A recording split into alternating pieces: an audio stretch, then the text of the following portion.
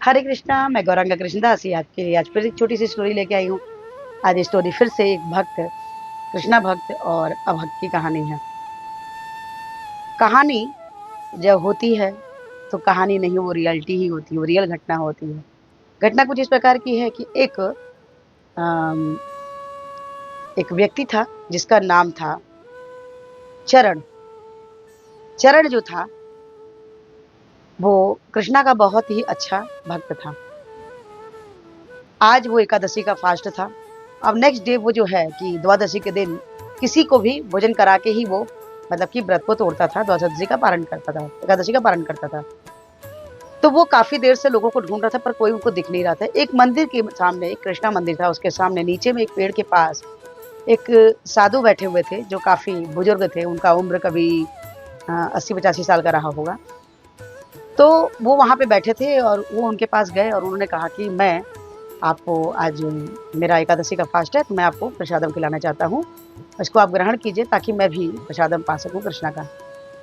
तो वो साधु महाराज ने बोला कि ठीक है। वो प्रसादम लिए और फटाफट खाने लग गए। ये बात देख के चरण को बहुत बुरा लगा। उन्होंने ये देखा कि ये प्रसादम लेते ही ना इन्होंने कृष्णा को याद किया, ना माथे लगाया कि प्रसादम है। ये कैसे साधु महात्मा है कि ऐसे ही प्रसादम खा ले रहे हैं।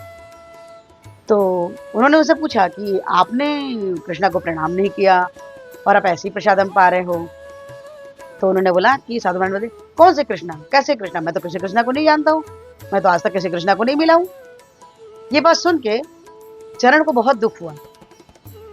वो बहुत दुखी हुआ कि कैसे साधु महात्मा है कि ये कृष्णा को नहीं जानते, ऐसा कैसे हो सकता है, हमारे भारत में रहते हुए कोई कृष्णा को नहीं जाने।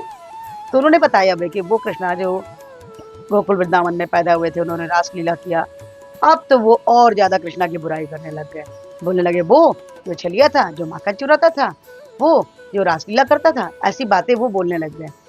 अब ये बात सुन के चरण को बहुत बुरा लगा। उसने तुरंत ही उनकी पत्तल को खींच लिया कि मैं आपको प्रसादम नहीं खाने दूंगा। अब ये देखते ही कृष्णा ने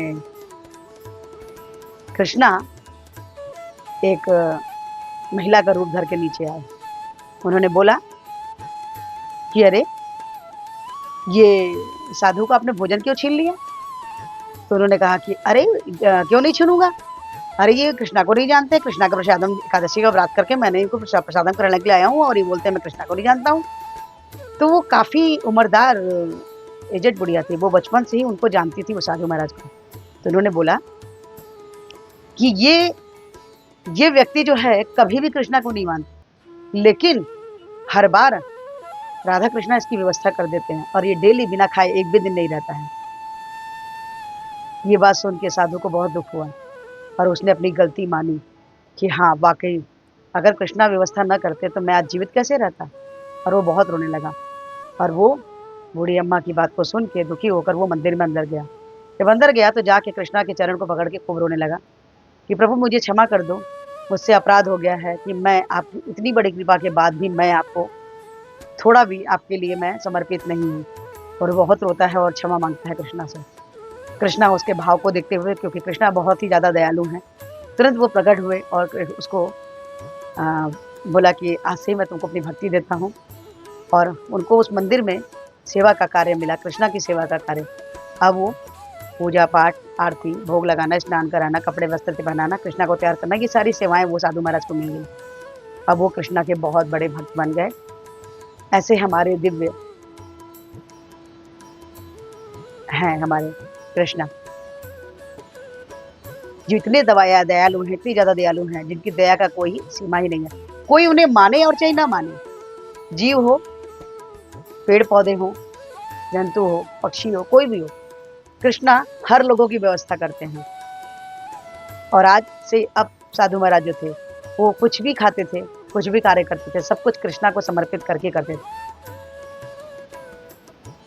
एक छोटी सी और बात, इस स्टोरी को जो भी कोई सुन रहा है वो एकादशी के नियम का पालन करे अगर वो सनातनी है, क्योंकि हमारे हिंदुओं में एकादशी का बहुत मान्य है। हमें हमेशा एकादशी का पालन करना चाहिए। अगर आप नहीं खा सकते हो, आप कमजोर हो, बीमार हो, तो आप दोनों समय खा लो। एक अन्न छोड़ के आप कुछ भी खा सकते हो, दूध, दही, फल, जूस, कुछ भी, कुछ भी। तो आप कुछ भी पा सकते हो और कृष्णा की सेवा नाम जप करते हुए कर सकते हैं। तो ये एक छोटी-सी आपको स्टोरी मेरी कैसी लगी? अगर अच्छी लगी हो तो लाइक कीजिए, शेयर कीजिए, सब्सक्राइब कीजिए। और मेरी एक विनम्र प्रार्थना है कि हमारे पूर्ववर्ती आचार्य श्रील प्रभुपाद ने हमें हरे कृष्ण महामंत्र जपने के लिए बोला है, जो कुछ इस प्रकार से है। हरे कृष्ण कृष्ण कृष्ण हरे हरे, हरे राम राम राम हरे हरे। तो हरे कृष्ण महामंत्र जपिए और कृष्णा के सबसे अच्छे भक्त बन जाइए, सबसे प्रिय बच्चे बन जाइए। इस वीडियो में आपको एक आवाज़ सुनाई दी होगी जो मेरी माता राम है, जिन्होंने आपको परामर्श दिया है कि आप सिंघाड़े के आटे की कढ़ी बना के पा सकते हैं। उसको दही के साथ बनाइए और जैसे आप नॉर्मल कढ़ी बनाते हो वैसे बना के आप पा सकते हो। ये बहुत ही अच्छा और बहुत स्वादिष्ट पकवान है और फ़ायदेमंद भी है सेहत के लिए, तो ये भी आप पा सकते हैं। हरे कृष्णा, राधे राधे।